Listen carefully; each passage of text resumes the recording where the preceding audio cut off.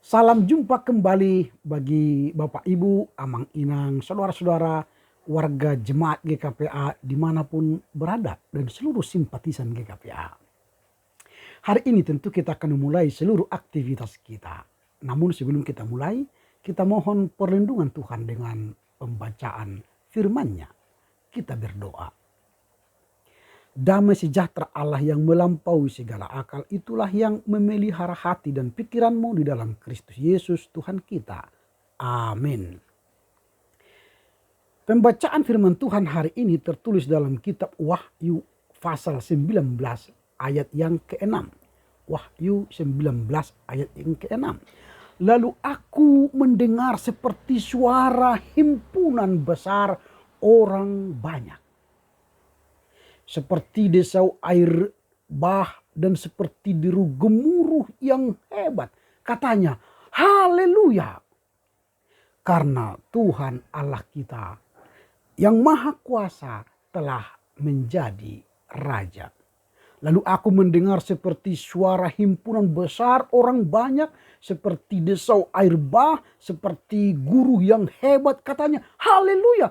Karena Tuhan kita yang maha kuasa telah menjadi raja. Demikian firman Tuhan. Yang berbahagia ialah mereka yang mendengar serta melakukan kebenaran firman Tuhan.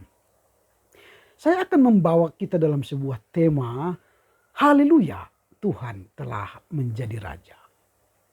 Nas hari ini kalau kita cermati ada dua kata yang penting. Yang pertama, haleluya. Dan yang kedua, Tuhan telah menjadi raja. Kedua kata ini dilihat oleh Yohanes dari sebuah kumpulan orang banyak, yang sangat banyak. Ini gambaran orang banyak ini adalah kumpulan seluruh suku-suku bangsa dari seluruh dunia. Baik dari benua Asia, Afrika, Amerika, Eropa, Australia. Dan itu berkumpul di sorga memuji Tuhan. Dari kumpulan orang banyak itu keluarlah atau terdengarlah suara haleluya. Dan yang kedua, Tuhan telah menjadi raja. Nah, ini yang kita lihat dalam teks ini. Jadi gambaran suara dari sekumpulan orang banyak. Dari sekumpulan orang banyak itu gambarannya seperti desau air bah dan gemuruh yang hebat. Nah ini, sekarang marilah kita dalami satu persatu dari kata ini. Yang pertama, haleluya. Kata haleluya itu dalam perjanjian baru hanya disampaikan 4 kali. Itu pun di Wahyu 19. Dan termasuk nas hari ini, Wahyu 19 ayat 6. Hanya 4 kali. Di perjanjian lama digunakan dalam kitab-kitab Mazmur. Haleluya. Itu biasanya dalam kor, dalam pujian. Kalau ada orang berkor memuji Tuhan, baru keluar kata haleluya. Nah, kata haleluya dalam Wahyu 19 ayat 6 ini, atau mulai dari saat ayat 1 sampai ayat 6 ini nanti, kita melihat kata haleluya itu digunakan saat orang menghadiri pesta anak domba. Ketika ada pesta pernikahan anak domba, pesta kawin anak domba, di sanalah dikumandangkan kata haleluya. Apa sih sebenarnya kata haleluya? Kata haleluya itu berasal dari bahasa Ibrani yang berasal dari kata halal. Halal artinya pujilah. Dan Yah artinya Yahweh. Jadi haleluya artinya pujilah Yahweh atau pujilah Tuhan. Jadi kata haleluya itu digunakan di dalam pesta pernikahan anak domba Allah.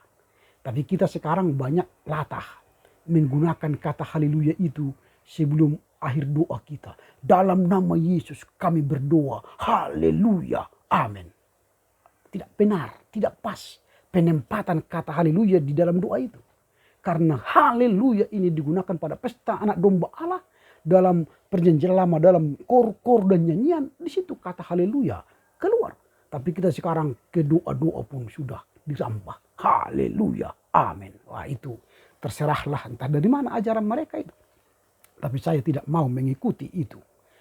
Itulah kata haleluya. Lalu mengapa kata haleluya ini diucapkan dalam Wahyu 19? Karena Yohanes melihat bahwa Allah telah memenangkan pertandingannya dengan musuh-musuhnya. Ayat 1-3. Lalu Allah menunjukkan kedaulatannya. Dia duduk di tahtanya. Lalu Allah melakukan persekutuan yang kekal dengan umatnya. Ayat 7. Jadi kata haleluya itu muncul karena apa? Pengakuan Allah telah menang. Allah telah bertahta menjadi raja. Dan Allah telah melakukan persekutuan yang kekal dengan umatnya. Jika itu terjadi maka keluarlah kata haleluya. Ini kata yang pertama. Jadi begitu kuatnya keriangan umat Allah dalam pesta pernikahan itu, lalu mempelai pria yaitu Kristus dan mempelai perempuan yaitu gerejanya, bersorak-sorak memuji Tuhan, sehingga haleluya adalah kata yang mampu mengekspresikan kebahagiaan itu. Jadi itulah penggunaan kata haleluya. Yang kedua, kata yang hendak kita dalami dari teks ini ialah Tuhan telah menjadi raja.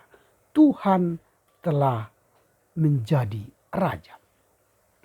Tuhan telah menjadi raja, ini penglihatan Yohanes yang menunjukkan bahwa Tuhan itu adalah raja. Raja itu duduk di atas kerub-kerub dan dia bertahta di sana dan dia memerintah di tabernakel. Dari sanalah Tuhan berbicara kepada manusia dari hati ke hati. Dan dari sanalah Tuhan juga mengajari umatnya. Nah jika kita mengalegorikan ini, di manakah Tuhan duduk memerintah kita, lalu mengajari kita dan membimbing kita? Biasanya orang gereja atau gereja itu membuat altar. Lalu kita mengundang Tuhan hadir di sana di dalam nama Allah Bapa, Putra dan Roh Kudus. Yang mencipta langit dan bumi, Allah hadir di altar itu. Lalu Allah duduk di altar itu untuk memerintah kita, untuk mengajar kita melalui apa? Melalui firman-Nya. Maka Allah duduk di singgasana hendak berbicara kepada manusia melalui firman-Nya. Melalui hamba-hambanya yang menyampaikan firman-Nya. Di situlah Allah menasihati kita, menegur kita, membimbing kita, dan memberikan kita perintah dari tahtanya. Jadi altar itu adalah tempat yang maha kudus di mana Allah hadir mengajar, membimbing, mendidik, menasihati kita. Nah pengakuan bahwa Tuhan adalah Raja merupakan pengakuan yang penting. Karena apa? Karena sekarang pemahaman raja itu sudah mulai tanda petik berkurang. Coba lihat, di negara demokrasi raja tidak dikenal lagi. Yang terkenal sekarang presiden. Di negara-negara yang menganut sistem kerajaan, raja itu hanya simbol saja. Tetapi ingat, bagi orang Kristen Tuhan itu adalah raja. Itu berarti Tuhan sangatlah mendasar dalam kehidupan kita. Tuhan tidak boleh diabaikan. Karena dia memerintah kita dalam kehidupan kita sehari-hari. Jadi pengabaian Tuhan sebagai raja berarti menggeser posisi Tuhan dalam hidup kita. Tetapi kalau kita menganggap Tuhan adalah raja, dialah duduk di tahta yang maha tinggi, duduk di hati kita, memerintah kita, duduk di pikiran kita, memerintah kita, duduk di perkataan kita untuk mengajar kita berkata sopan dan baik. Itu Tuhan adalah raja. Kita mengaku bahwa Tuhan adalah raja karena dialah Allah yang adil, yang menghakimi kita, yang berdaulat atas seluruh ciptaannya. Ia pantas wajar menerima penghormatan kita, pemujian kita, pemujaan kita. Itu Tuhan adalah raja. Karena itu jadikanlah Tuhan raja. Karena dialah yang akan mengatur kita, membimbing kita, dan mengayomi kita, membentengi kita, dan melindungi kita, membebaskan kita dari segala perkara kita, dan menebus kita dari segala dosa kita dan memberi jaminan hidup yang kekal bagi kita. Jadi Tuhan itu adalah Raja, itu benar adanya bagi iman orang percaya. Karena itu, hiduplah menjadi orang yang memuji Tuhan dengan berkata haleluya. Karena apa? Tuhan telah mengalahkan musuh-musuhnya. Karena apa? Tuhan telah menjadi Raja bagi kita. Karena apa? Karena Tuhan telah bersekutu secara kekal bagi kita.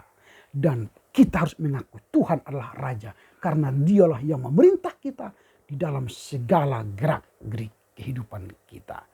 Oleh karena itu, wajarlah keberadaan Tuhan itu sebagai Raja muncul karena sukacita kita yang besar melahirkan pujian, dorongan untuk bersaksi. Haleluya. Amin. Kita berdoa.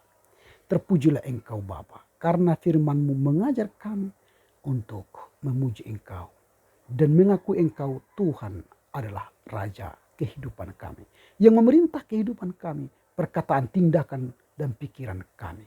Terpujilah Engkau Bapa, mampukan kami melakukan firman-Mu kini sepanjang masa. Amin. Selamat berkarya untuk Tuhan, tetap jaga kesehatan, dan beriman yang teguh kepada Tuhan. Horas, horas, horas.